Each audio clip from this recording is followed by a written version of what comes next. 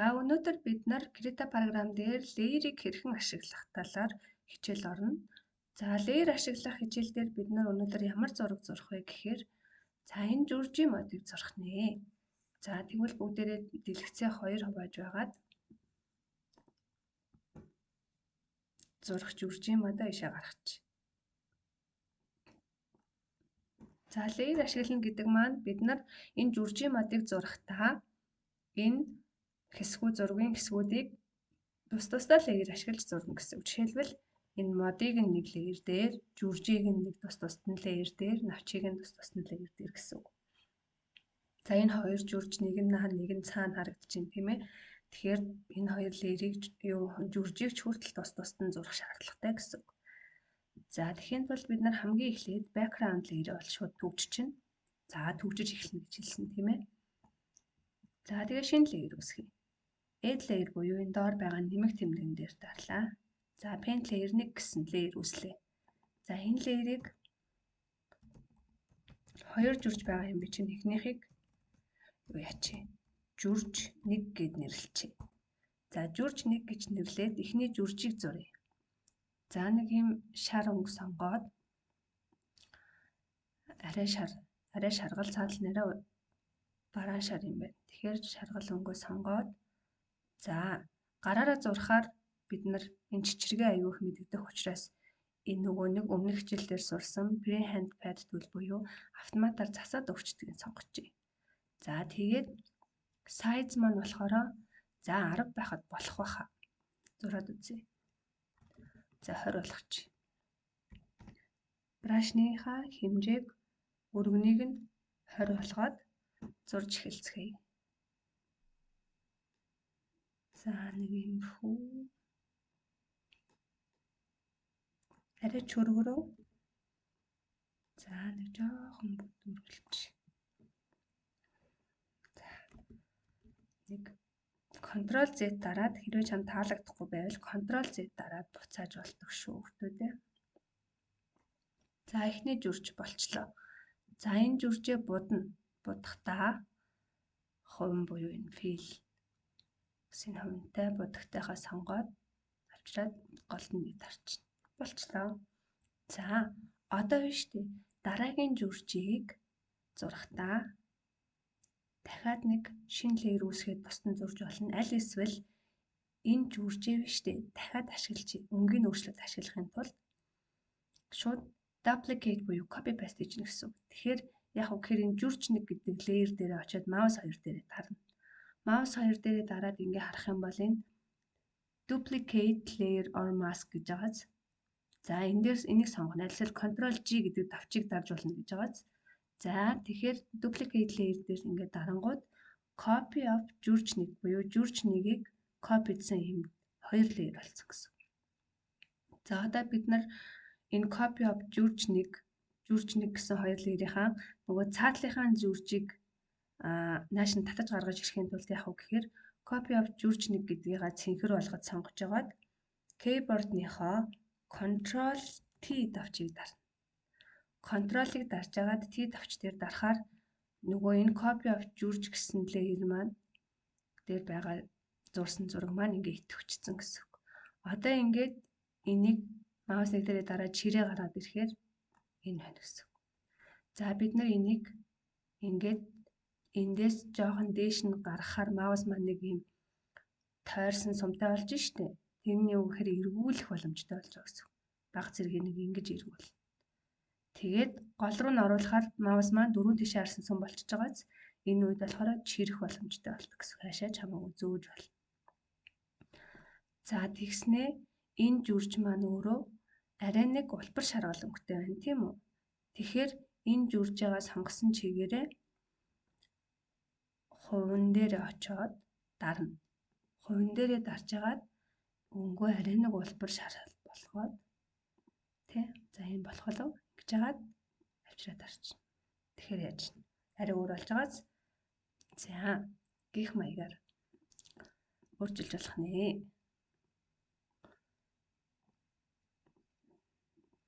За нэг ингэж өөрчилж.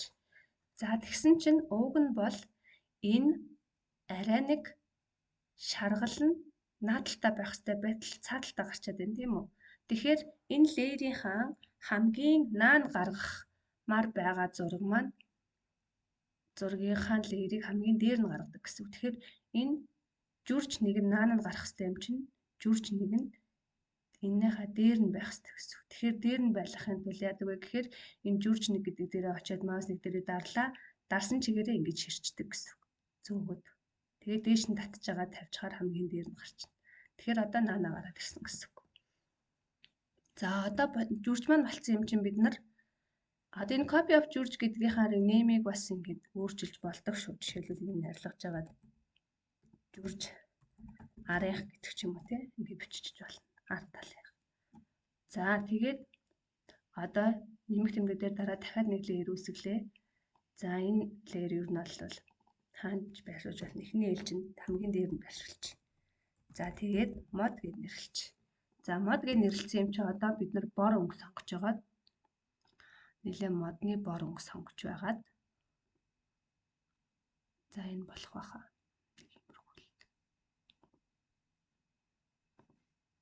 За модны бор өнгө сонгож байгаад модо зурнаа. За модо ерөнхийдөө нэг багцаалтаад бид нар брашаа сонгоогүйсэн байна. Брашаа сонго. Гараар зурхаар бас нөгөө гойжиг тарагдахгүй учраас энэ freehand tool-ээ сонгоч. За тэгээд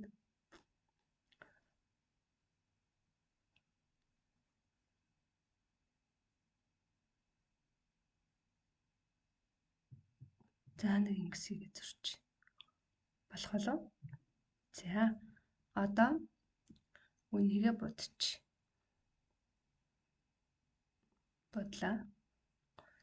За одоо бид нар мод маань эхний жүрчний цаагуур 3 дахь жүрчний 2 дахь жүрчний наагур энэ хоёрын голд байх хэрэгтэй болж таарч байна тийм үү?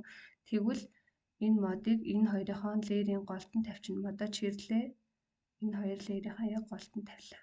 Одоо яаж цаана орчиж чинь тий. За тэгээ жоохон байршлын нааш нь цааш нь өөрчлөе гэвэл яг гэхээр select хийж агаад өөрчлөнө. Тэгэхээр модыг өөрчлөх жагаа бол mod гэдэг леерээ сонгож иж Ctrl T давчаад тэгжээж мод маань ингээ хүссэн чиглэлтэй хөдөлгөж болох нэ. За жүрч арын жүрчийг хөдөлгөе гэвэл жүрч арих гэдгээ сонгож агаад Ctrl T гээд арчна.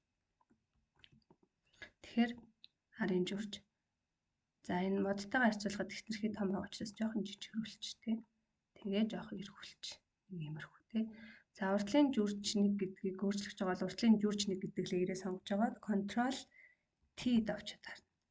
За тэнгуү select болчингууд нь энийгаа ингэж жижигрүүлчих нэ. За одоо бид нар навч зурна. Навч зурхын тулд шинэ леер үүсгэж агаад энэ леерээ навч гэж нэрлэчих. Анхнаасаа бид нар нэрлээ явуучвал бид нарт амар дараа нь төөрөлдөхгүй тул. За тэгээд навчныхаа ногоон өнгийг сонголоо. За яг навчин гэсэн леер дээрээ зурж байгаа хэсгээ заавалчгүй шалгаарай. Өөр леер дээр зурчих юм бол дараа нь хамт арилаа явчихдаг шүү. Тэгэхээр яг навч дээрээ зурж байгаа хэсгээ сайн шалгана шүү. За бид нар бас энэ freehand tool-ээ сонгож агаад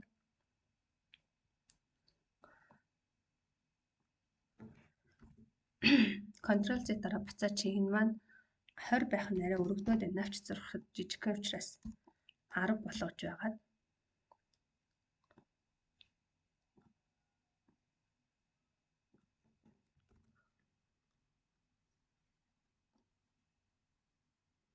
за ингээд сайн татчихад зурх юм бол арай илүү наривчлалтай зурч чаднаа.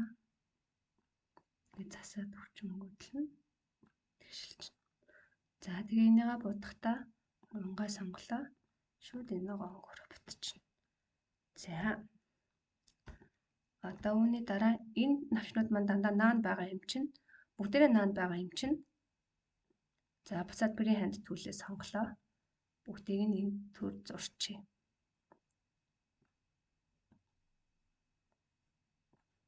За.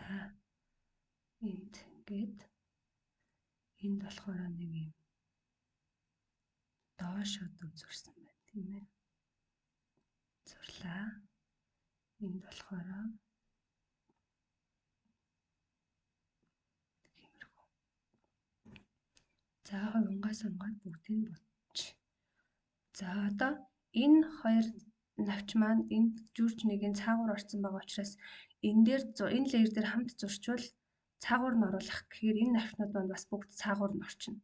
Тэгэхээр энэ навчийг тусдан зурхаас өөр аргагүй болж байна гэсэн үг. Тэгэхээр дахиад нэг леер үүсгэлээ. За энэ дээр навч 2 гэдэг энээр өгч. За навч 2 дээр за дахиад адилхан. Одоо энэ хувинтай бүлгэн дээр байгаа юм чинь зурагдахгүй шүү дээ. Тэгэхээр энэ freehand tool-ээ сонголоо. Зурлаа. Энэ маань ийшээгаа бас нэг навчтай. Арай бүрэнхий болоод байна тий.